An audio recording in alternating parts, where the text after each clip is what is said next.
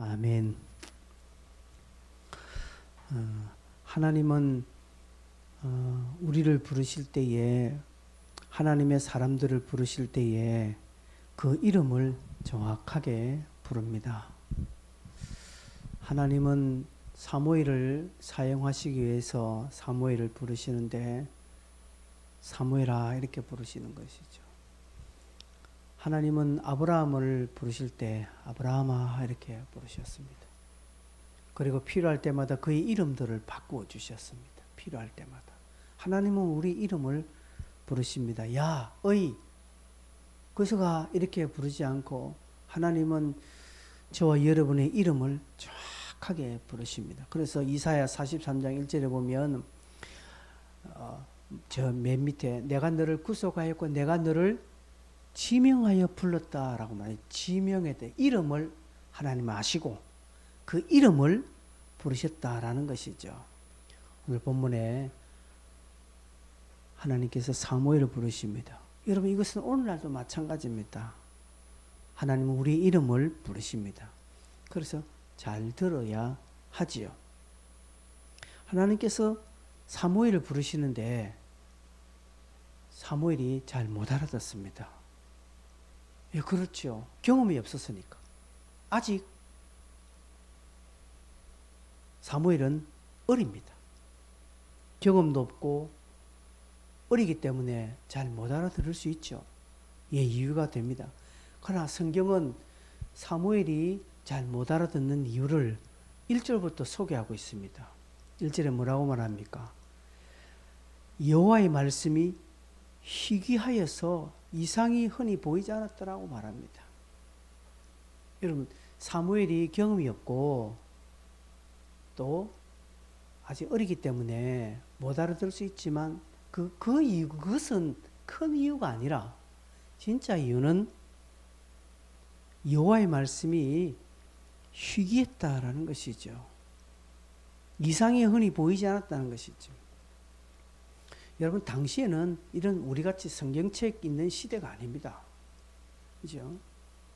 율법책을 필사한 그런 왕들이 또 제사장들이 필사한 그런 서판에 이렇게 필사한 그런 것들이 있었죠. 율법책이. 그것도요 일반 백성들은 없습니다. 제사장들이나 겨우 한 권 볼 수 있는 것이지 문서화된 것도 없었고요. 또 일반 백성들이 하나님의 음성 듣는 그런 또 시대도 아니었고, 하나님은 그 선지자들에게 나타나셔서 말씀하시고 그 선지자들이 하나님의 입이 되어서 백성들에게 말씀하는 그런 어떤 구조였기 때문에 하나님이 말씀하지 않았다면 전체가 말씀이 없다라는 것이죠. 아모스 8장 1절에 11절을 보면 이렇게 말합니다. 하나님의 말씀이라 보라 날이 이를지라 내가 기근을 땅에 보내리니 양식이 없어 주림이 아니며 물이 없어 가람이 아니요 여호와의 말씀을 듣지 못한 기갈이라고 말합니다. 하나님의 말씀이 없는 것을 기갈이라고 말합니다. 기근이다라고 말합니다. 여러분 우리는 참 많은 설교를 듣습니다. 그래서 설교가 짧았으면 좋다라고 합니다. 여러분 주일날 제 설교가 그렇게 길지 않은데 많은 사람들이 길다라고 이야기합니다.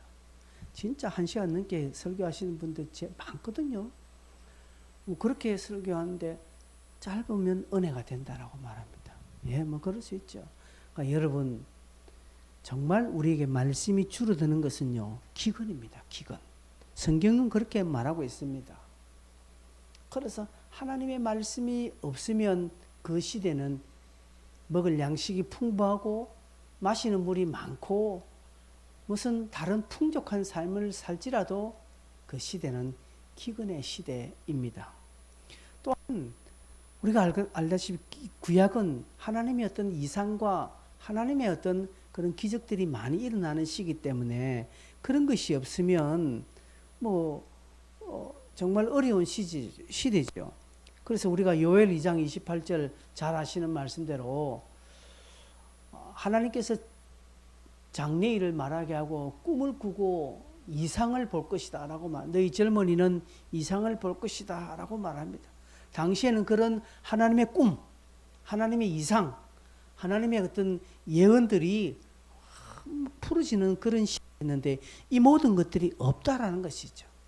예언도 없고요, 이상도 없고 꿈도 없고, 특히 선지자나 제사장들 통해서 주어지는 말씀이 없는 그런 시대입니다. 희귀했다는 것이 있긴 있는데 간혹 있다는 것이죠. 가뭄에 콩나듯이 간혹 있는 그런 시대, 이런 시대를 암흑 시대라고 말합니다. 하나님의 말씀이 없으면 어두운 시대입니다. 그래서 우리가 말라기 선지자를 끝으로 하나님의 말씀이 그 세례요한이 등장할 때까지 근 이 400년 시간, 우리가 이 신구약 중간사, 이것을 영적인 암흑시대라고 말하면 왜? 하나님의 말씀이 없었으니까. 그렇습니다. 여러분, 우리의 삶에도 하나님의 말씀이 없다면 우리는 암흑 속에 살고 있는 것과 똑같습니다. 여러분, 성도들이 일주일에 성경 한 장도 안 보고 사는 사람이 많거든요. 뭐 사는데 아무 지장이 없을 수 있습니다. 그러나 그의 영은 암흑 속이라는 사실입니다. 그래서 우리가 성경 읽는 게 아무것도 아닌 것 같지만 이게 무슨 뜻이고 뭘 뜻을 알아야 내가 성경을 읽지, 무슨 말인지 모르겠고 읽는 것도 힘들다.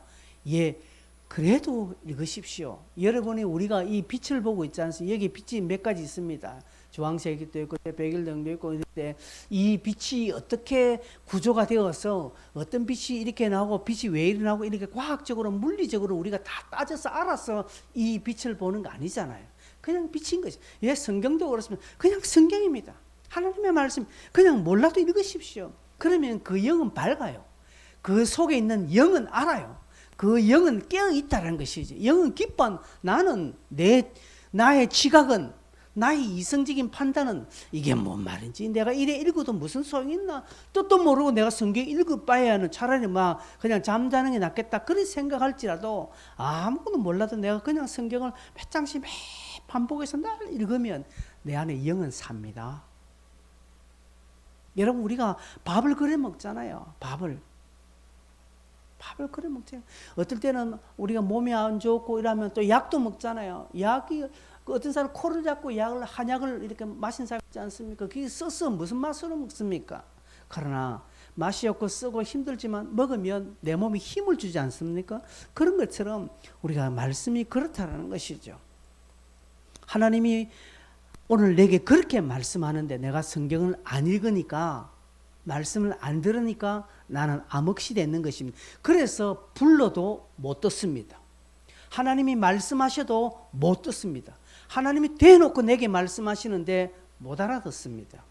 하나님이 우리 교회에, 하나님이 또 저와 여러분의 기도에, 하나님이 우리의 어떤 수고와 헌신에 하나님이 말씀으로 우리를 부르시는데 그 말씀이 없으니 우리는 소경처럼 다니는 것과 똑같습니다. 그래서 성경 읽는 것이 얼마나 귀중한 것인가를 우리는 늘 깨달아야 합니다. 3장 1절에 사무엘이 엘리 앞에서 여호와를 섬길 때라고 말합니다. 엘리 앞에서 여호와를 섬긴다라고 말합니다. 이런 말씀이 희귀할 때 암흑 시대에 한 줄기 빛 같은 그런 모습이 등장하지요. 여호와를 섬긴다. 엘리 앞에서 여호와를 섬긴다라는 표현입니다. 여러분, 성경은 의도적으로 엘리 앞에서 여호와를 섬긴다는 표현을 하고 있는 것 같습니다. 왜 엘리 앞에서 여호와를 섬긴다는 표현을 했을까요? 우리가 익히 알다시피 엘리라는 이 제사장이 어떤 제사장인가를 우리가 압니다. 근데 그렇게 쓰고 있는 것은 이 사무엘이 얼마나 겸손하고 사무엘이 얼마나 순종하는 자인가를 알 수 있습니다. 그런 조금 엘리 같은 그런 제사장이었지만 그런 끝까지 그의 지도 아래 있다라는 것을 보여주고 있습니다. 하나님은 그렇게 쓰시는 것 같습니다. 여러분, 하나님의 사용하시는 방법은 우리하고 다릅니다. 나 같으면 저 사람 안 쓰는데 하나님이 쓰시더라고요. 내 같으면 저 사람을 쓰겠는데 하나님 안 쓰시더라고요. 내 같은 사람은 이 사람 복 주겠는데 하나님 복 안 주시는 것 같더라고요. 달라요. 뭔가 내 같으면 저 사람 벌을 좀 줬으면 좋겠는데 하나님 벌 안 주시더라고요. 우리 노예 안에도 그런 좀 부분이 있었어요.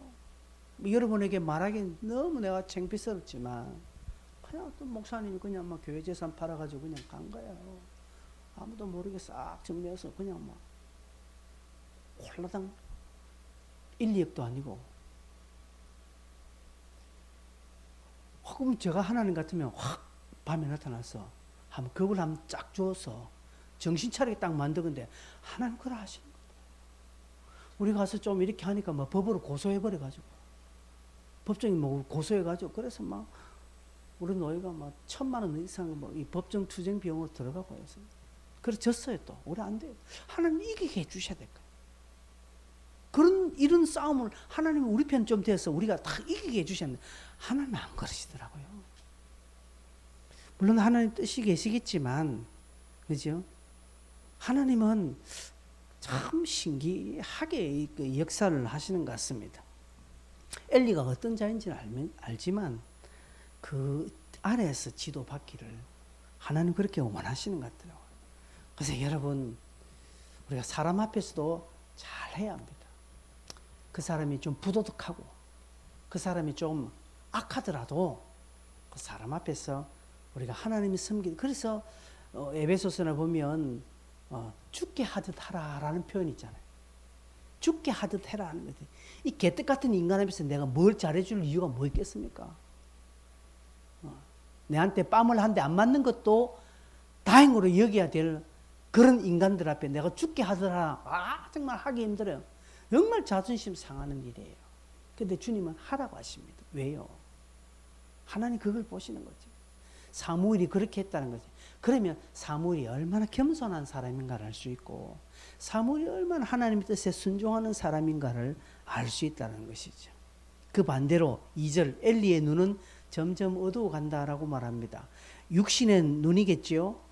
육신의 엘리 나이가 많으니까 할아버지니까 뭐 눈 멀어가는 거 당연하죠. 저도 뭐 눈이 뭔지 침침해지는 것도 있지 않습니까? 나이가 들면 그렇습니다. 근데 여기는 꼭 어떤 육안만이 아니라 엘리의 어떤 영안도 어두워져 가고 있다라는 것을 의미합니다. 그리고 자기 처소에 누웠다라는 표현이 있지 않습니까? 엘리는 어디에 누웠습니까? 엘리는 하나님의 법궤가 있는 곳에 하나님의 전 안에서 누웠는데 엘리는 자기 처소에 누웠는데 이거 지금 상반되게 말하고 있습니다. 자기 처소에 누우지 않은 게 나쁜 겁니까? 아니에요. 나쁜 게 아닙니다.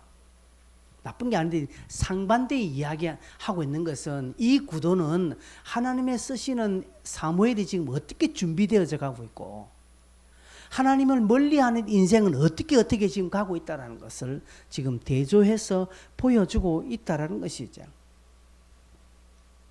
그는 앞장에 2장에 하나님의 사람이 와서 엘리 집안이 몰락할 것을 너희 집이 완전히 쑥대박된다. 너가 험리와 비나스는 죽을 것이다 라고 예언했거든요. 그런데 엘리는 그것에 눈 하나 깜짝하지 않고 있지 않습니까? 이 정도 됐으면 집에서 잘 생각이 나겠습니다. 여러분 같으면 여러분 집안이 멸망하고 네가 죽을 것이다 예언 들었으면 여러분 같으면 집에서 편하게 두 발 뻗고 자겠습니까? 아니요. 하나님이 전에 와서 살려달라고 때를 쓰고 회개하고 막 40일 철학 금식하고 하지 않겠습니까? 우리 같으면 그래 합니다. 그런데 엘리는 그렇게 하지 않았다는 것이 이 말은 얼마나 말씀이 희귀한 영적인 어두운 시대 얼마나 분별이 없는 그런 삶을 살고 있는지를 우리는 볼 수 있습니다. 하나님과 거리가 멀어지면 인생은 이렇게 갑니다. 하나님과의 관계가 멀어지면요, 네 죽는다라고 지적해줘도 눈 하나 깜짝하지 않습니다. 하나님을 떠난 인생들요, 우리가 저 불신자들에게 네 예수 안 믿으면 지옥 간다 이 말 얼마나 충격적인 것입니까? 그런데 불신자들 이걸 가지고 너나 깜짝합니까? 니나 잘 믿으세요 이렇게 하면 우리 보고 그 사람들을 하나님을 떠나니까 그 말에 충격 안 받습니다. 여러분 불신자들에게 예수 안 믿으면 지옥 갑니다 그 사람 충격받아가 벌벌 떨고 합니까? 안 하잖아요. 엘리한테 너 죽는다. 너 아들이 죽는 것을 볼 때 니 깨달을 것이다. 너희 집안에 쑥대 받는 앞으로 대가 다 끊어진다. 이런 엄청난 예언을 받았는데도 불구하고 전혀 울림이 없고 떨림이 없는 것은 그가 하나님을 떠났다라는 것을 보여주는 것이지. 마치 불신자들 우리가 그렇게 말할 때 전혀 요동함이 없는 것처럼 오히려 더 당당하게 웃으면서 너거나 잘 믿어라. 그래 나는 지옥 갈 테니까 너는 천국 가라고 이렇게 비아냥거리면서 이야기하는 것과 똑같다는 것이죠. 여러분, 성도가 하나님과의 관계가 멀면 멀수록 하나님의 음성은 들리지 않습니다. 하나님의 소리는 들리지 않습니다. 그리고 오히려 자기 일에만 몰두합니다. 자기 처소에 누웠습니다. 자기만 봅니다. 자기 자리만 지킵니다. 자기 것만 챙깁니다. 지난번에 설교한 주님의 것에만 관심을 가지지 하나님에게 관심 가지지 않습니다. 오늘 이 저녁에 여러분들에게 누가 여러분에게 직접 대놓고 여러분의 어떤 상황과 형편을 예언하고 여러분에게 불리한 것들을 하면 여러분들은 회개하고 하나님 살려달라고 그렇게 하지 않겠습니까? 예, 그 사람은 복 있는 사람입니다. 근데 그렇게 해도 될 대로 되라. 뭐 이렇게 하면 안 된다는 것이죠. 3절에 보면 하나님의 등불은 아직 꺼지지 아니하였고 사무엘은 하나님의 교회 있는 여호와의 전에 누웠다. 대조되고 있지요. 그죠? 어린 사무엘이지만 그는 자기가 어떤 위치인가를 잘 알았습니다. 무엇을 해야 할지를 압니다. 여러분, 사무엘이 하는 일이 뭡니까? 하나님의 전에 등불을 켜는 것입니다. 그죠? 제사장들은 이 등불 켜는 게 중요합니다. 실질적으로 등불을 켜야 되면 저녁에 켜야 되는 것이죠. 예전에 우리 교회가 저 밑에 있을 때 그 오래전에는 교회 저 종탑 십자가의 불을 그때는 이게 자동 시스템이 안 돼 있어서 저녁 되면 켜야 되고 아침 되면 끄고 막 그랬습니다. 그때 그걸 까먹어 버리면요 한낮에도 켜 있고 어떨 때는요 밤중인데도 꺼져 있고 안 켜면 그래서 그게 늘 신경 쓰여 있어요. 그래서 불 켜고 아침에 되면 끄고 막 그게 있었습니다. 요즘은 뭐 자동적으로 시간 타이머가 딱 돼서 탁탁탁탁 재지는 것처럼 이 사무엘은 자기가 뭘 해야 되고 하나님 법궤 안에서 뭘 해야 되는지 잘 아는 것이죠. 그가 여호와의 전 안에서 자면서 하나님과의 밀접한 교제를 했다라는 것을 암시하고 있습니다. 하나님과의 밀접한 관계를 맺는 사람에게는 하나님의 음성이 들립니다. 그래서 사무엘이 그걸 듣죠. 근데 이게 하나님께로 왔는지 자기 엘리 제사장이 부른지 이게 헷갈렸다는 거죠. 헷갈렸을 뿐이지 들었다는 것이죠. 왜 그렇게 했습니까? 그가 하나님을 먼저 생각했고 하나님 중심으로 살고 하나님과 밀접한 관계를 맺고 있는 사무엘이기 때문에 이런 일이 있는 것입니다. 여러분도 하나님과 밀접한 관계 들리면 소리가 들려요. 그게 뭔지 정확하게 내가 분별 안 돼서 그렇지 들린다라니까요. 꼭 무슨 누구야 이렇게 음성이 들리는 것이 아니라 어떤 상황이 딱 생기면요 그것에 대한 자기에게 주는 하나님의 교훈이라는 것을 확 들어버립니다. 확 깨달아야 돼요. 깨달아진다라니까요. 어떤 일이 확 벌어졌잖아요. 내 상황에 어떤 일이 확 벌어지면 그것이 왜 벌어졌고 무엇 때문에 그렇다는 것을 확 스스로가 남들 아무도 모르지만 자기만이 알 수 있는 깨달음이 확 밀려오는 그 음성 듣는 거예요. 그게 등산을 갔습니다. 산 정상에서 보는데 갑자기 뭔가 모르는 물밀던 무엇이 마음에 차오르는 감정이 막 옵니다. 하나님 음성이 임하는 거예요. 어떤 사람은 과일을 먹는데요. 과일의 그 형형 색색을 보고 깨달음이 오고 막 교훈이 오는 그 음성 듣는 거예요. 그 순간이. 무엇인지는 정확하게 모르지만 막 감동이 밀려오는 것도 있어요. 어떤 사람은요. 영화나 드라마 보면서 뭔가 음성 듣는 사람 또한 있습니다. 어떤 사람은 밥 먹으면서 하나님과 밀접한 성도는요. 그런 현상들을 많이 경험한다는 것이죠. 그래서 그런 성도들은요. 하나님과 함께하는 것을 큰 제물로 여기는 것입니다. 히브리서 10장 26절에 보면 모세는 그렇게 했다라고 말합니다. 저 표현입니까? 아, 잘못된 것입니다. 예. 모세는 그 애굽의 모든 보화보다 그죠? 그죠? 고난 받는 것을 더 기뻐했다는 것이죠. 왜 그럴까요? 하나님과 함께하는 것이 그 어떤 것보다 큰 재물이었기 때문에 그렇습니다. 사무엘이 아직까지 등불이 꺼지지 않았다는 것이죠. 새벽이라는 것을 알 수 있겠지요. 4절에 보니까 여호와께서 사무엘을 부르신다라는 표현이 있습니다. 그런데 사무엘이 잘 모르니까 5절에 보니까 엘리에게 달려가서 선생님 불렀습니까? 라고 하는데 엘리는 안 불렀다라고 합니다. 이게 이제 3번 반복됩니다. 3번 반복되는데 사무엘은 이런 경험이 한 번도 없었으니까 당연히 가장 가까이 있는 사람이 엘리니까 무슨 육신적으로 들렸겠죠. 물리적으로 들렸으니까 엘리에게로 간 것입니다. 근데 엘리는 부르지 않았다는 것이죠. 3번째까지 갑니다. 첫 번째, 두 번째 허탕친 사무엘이 3번째 또 갑니다. 우리 같으면 안 갈 수 있습니다. 내가 자꾸 헛것들었는가 보다 하는데 그래도 갑니다.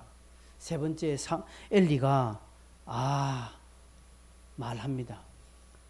이제 엘리도 이제 이 정도 경험이 있는 것이니 하나님이 이 사무엘을 부르는구나 깨닫고 사무엘에게 말합니다.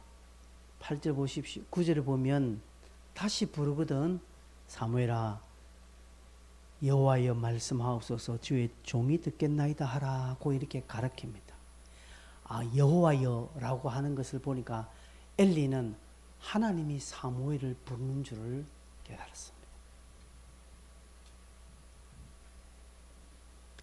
여러분,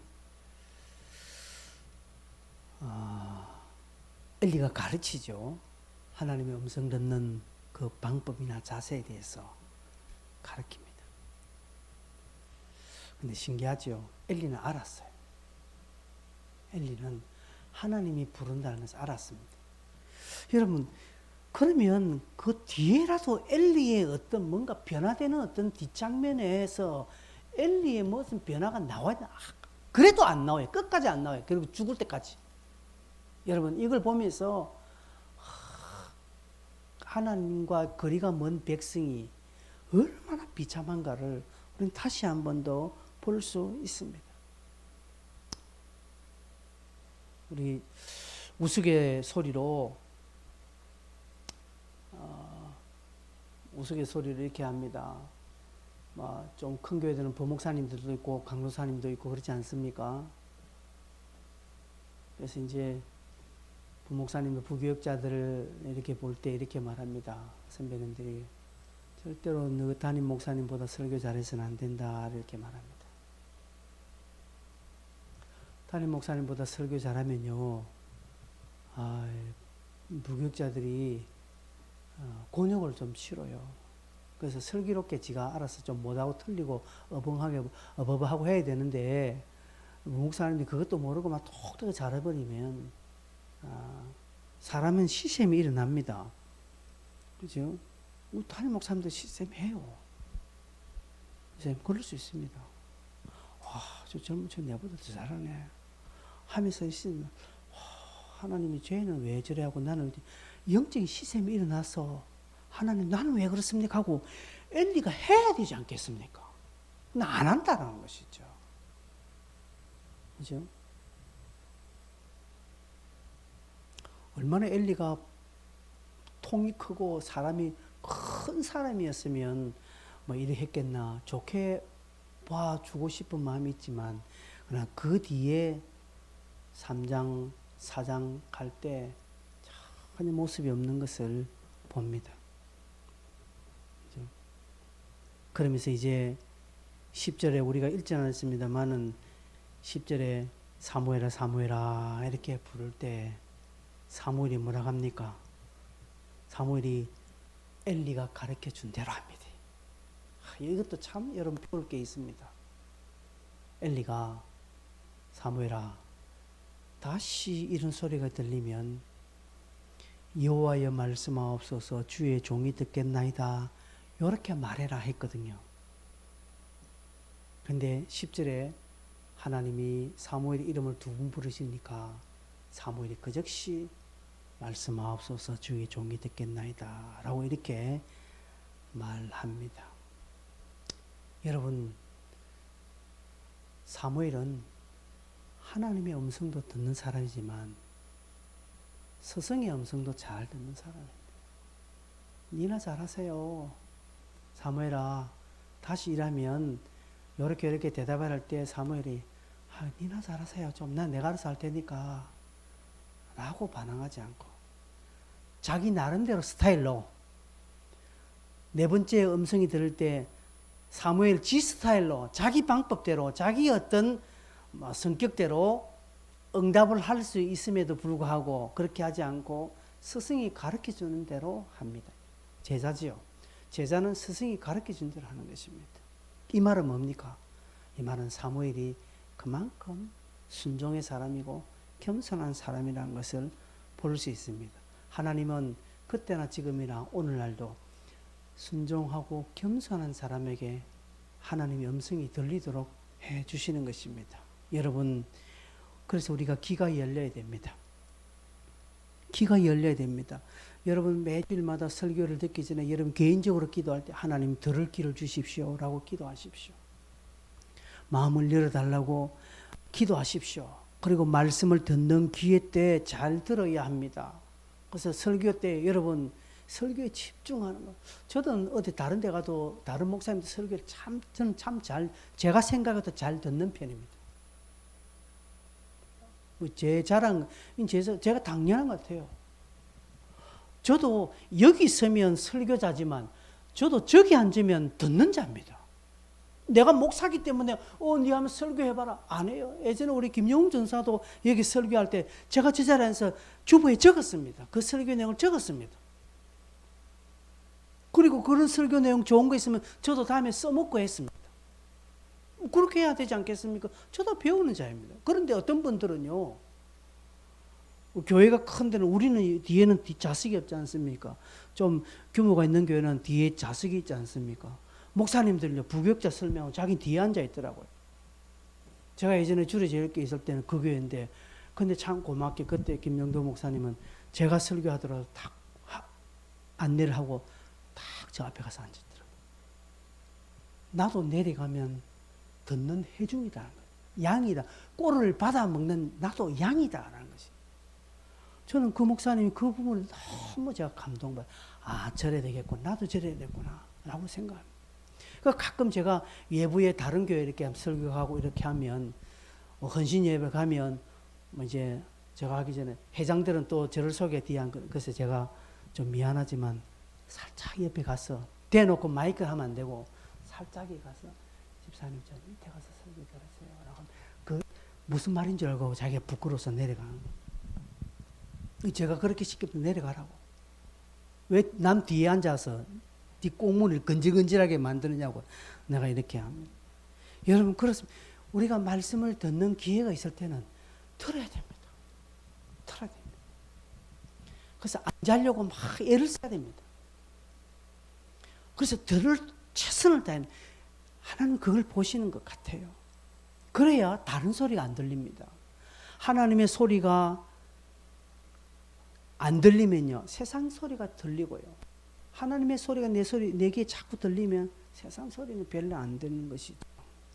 여러분 오늘 우리가 사무엘상 3장 1절에서 이런 9절 10절을 보면서 어떤 자에게 하나님의 음성이 들리고 하나님과의 관계가 멀어지면 아무것도 안 들리고, 그죠? 하나님이 이렇게 말씀하실 때 어떻게 반응해야 될 것인가라는 몇 가지를 우리는 본받습니다. 여러분 매주 별것 아닌 것이지만 제가 뭐 설교 그리 잘합니까? 별 의미 없고 별것 아니지만 여러분이 경청하여 듣는 것은 여러분의 몫입니다. 하나님은 그런 자에게 하나님의 것들을 날마다 부어진다는 사실을 깨달으시고 여러분 말씀 앞에 귀 쓰임 받는 여러분 되시길 바랍니다. 366장 찬송하겠습니다.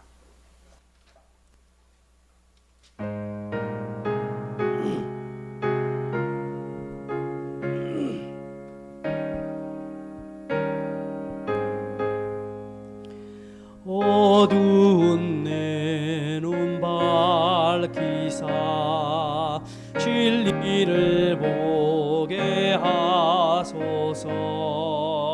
진리의 열쇠 내게 주사 참빛을 찾게 하소서. 깊으신 뜻을 알고자 엎드려 기다리오니 내 눈을 열어주소서.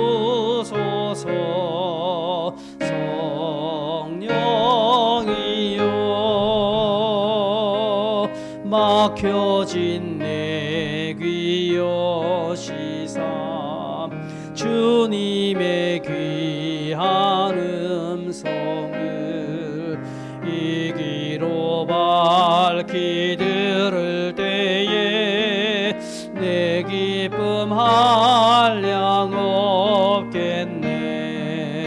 깊으신 뜻을 알고자 엎드려 기다리오니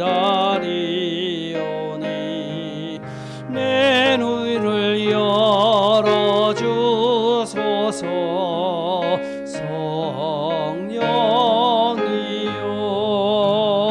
성령이여 봉해진 내 힘 여시사 복음을 널리 전하고 차가운 내 맘 녹여주사 사랑을 하게 하소서.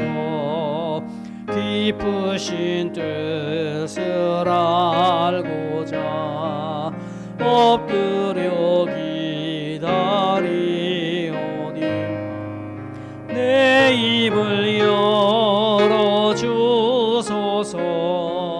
성령이여 내 눈을 뜨게 하소서. 성령이여 내 귀를 열어주소서. 내 귀를 열어주소서.